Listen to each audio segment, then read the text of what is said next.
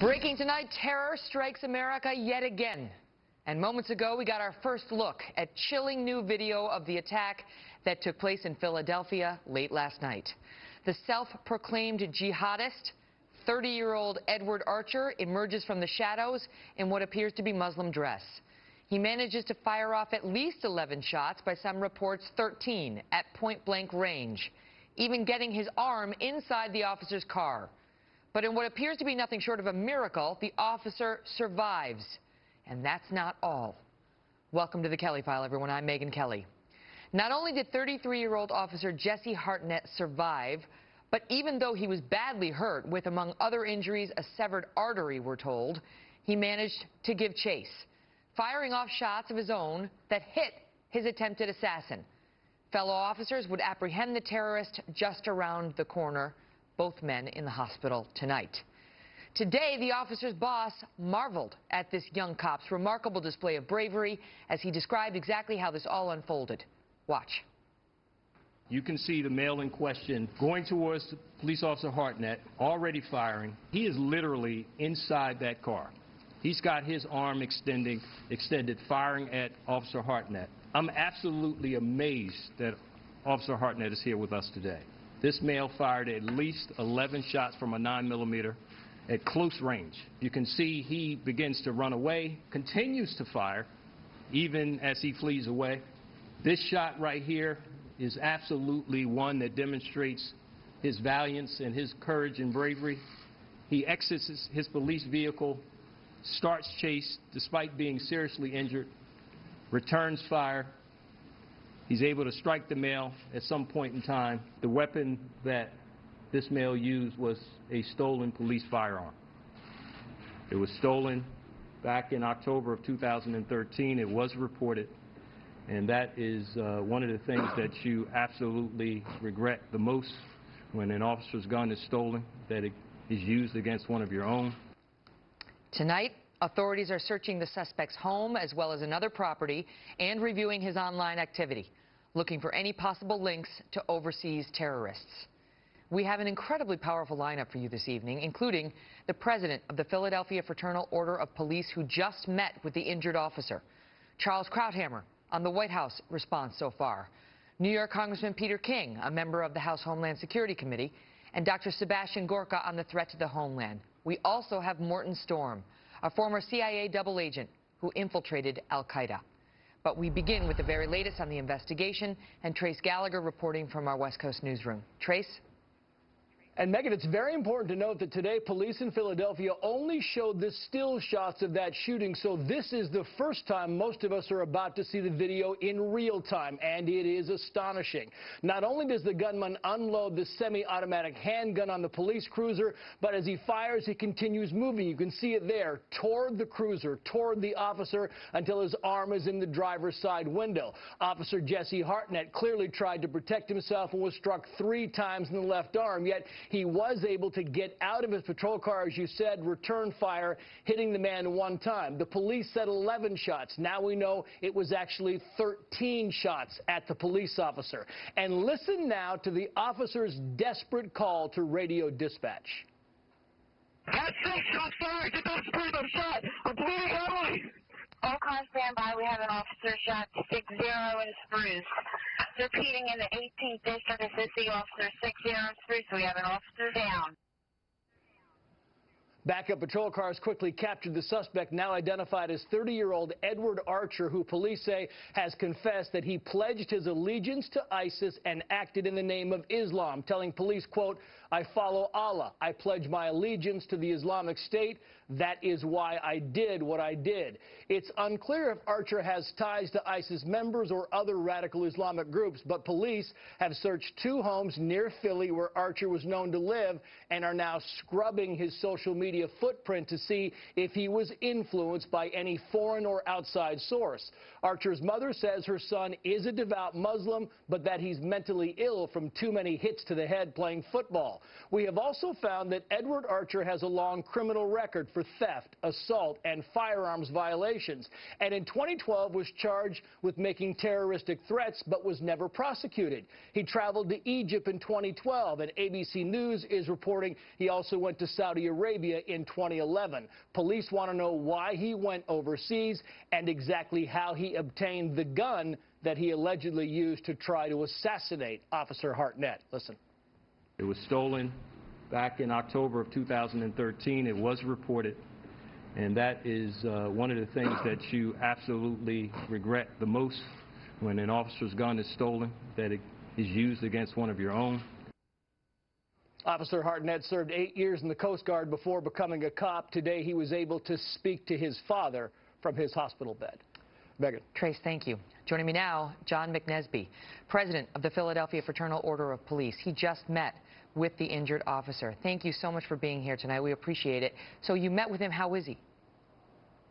He's up. He's alert. He's with family. He's with his girlfriend, surrounded by a lot of fellow officers, and he's in good spirits considering he was almost assassinated last night. What did he say? He was lucky, very lucky.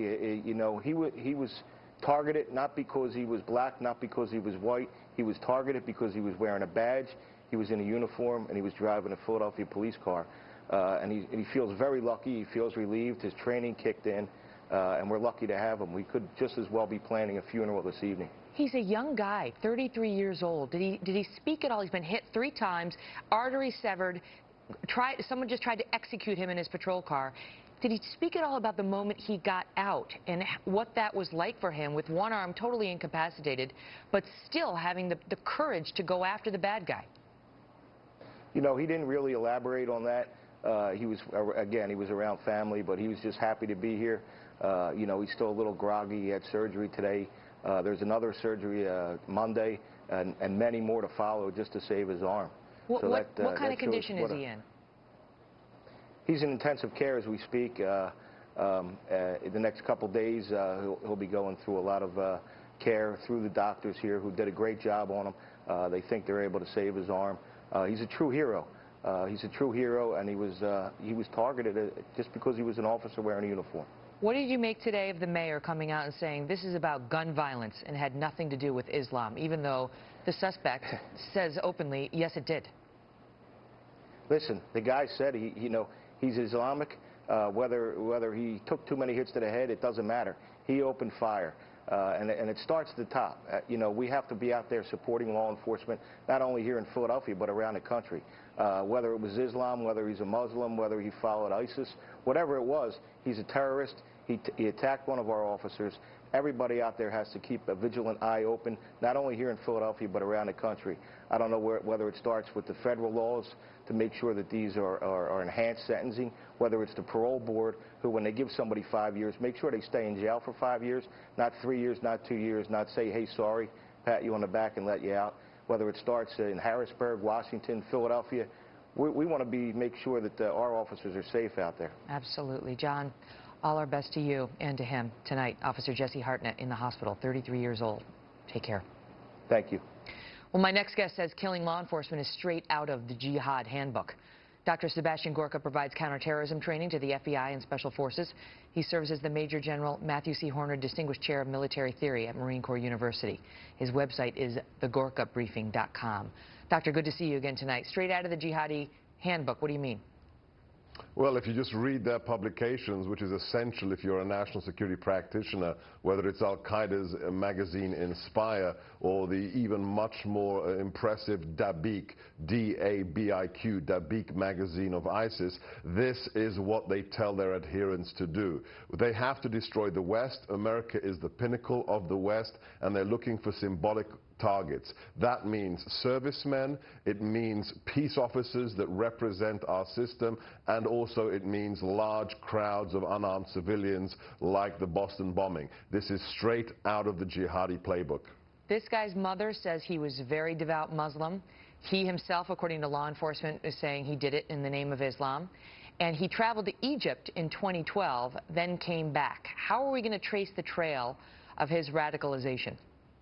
Well, the FBI is going to be doing this right now. We are going to find, if we already know this travel pattern, we are going to find links to some kind of talent spotter, some kind of imam that provides the sanction for this. We are going to find connections to a broader conspiracy. There is no such thing as lone wolf terrorism. The connective tissue between all of these attacks, whether it's Fort Hood, whether it's the Boston bombing, or this, is of course the ideology of jihad. And I don't understand how the mayor, I didn't know he had theological qualifications, can say this has nothing to do with Islam or jihad. When somebody kills you and says, I'm killing you because you're black or because you're white, you don't get to say that's not a racial crime. This is what they're trying to do right now, Megyn. We're going to play the full mayor's soundbite for the audience in our next segment, and you'll see what we're talking about. But this guy was very quick to say, no, just nobody believes this has anything to do with Islam. Well, guess what, Mr. Mayor?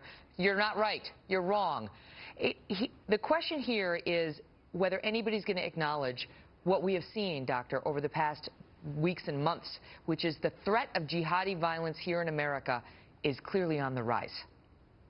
Look, the facts are out there. We've published this in our report at the Threat Knowledge Group. In the last 20 months, we have arrested or killed more than 90 ISIS suspects in America. My contacts inside the FBI have said in the last 14 years, they have never seen a calendar year with so much jihadist activity on U.S. soil. That's just the fact of the matter. And the most scary thing of all, Megyn, 30% of the people we've interdicted have no intention of traveling to Syria or Iraq. They've decided they want to kill Americans in America, like this policeman in Philly. Dr. Sebastian Gorka, thank you, sir. You're welcome. Thanks, Megyn. Well, as you just heard, there is growing frustration tonight after Philadelphia's mayor comes to the microphone saying this attack has nothing to do with Islam, despite the fact that the attacker said it did. 3-year-old male from Yadin, he has a Philadelphia address, has confessed to committing this cowardly act in the name of Islam. In no way, shape, or form does anyone in this room believe that Islam or the teaching of Islam has anything to do with what you've seen on that screen. According to him, he believes that the police defend laws that are contrary to the teachings of the Quran. This is a criminal with a stolen gun who tried to kill one of our officers. Has nothing to do with being a Muslim or following the Islamic faith.